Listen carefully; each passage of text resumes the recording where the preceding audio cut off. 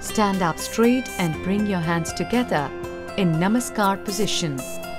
And raise the hands up and backwards. Gently bend forward, forehead touching the knee and hands on the floor. Slowly rise up and stay in position with hands on the shin. Now go to the previous position and stretch the legs one by one behind. Stay in this position with whole body supported only at the feet and the hands.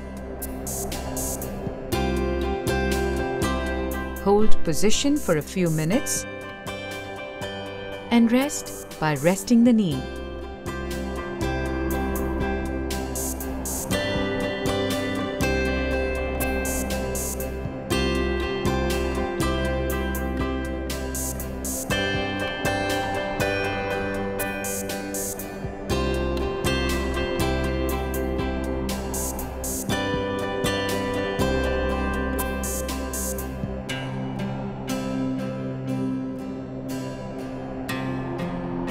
Benefits: strengthen arms, wrists and spine and tones the abdomen.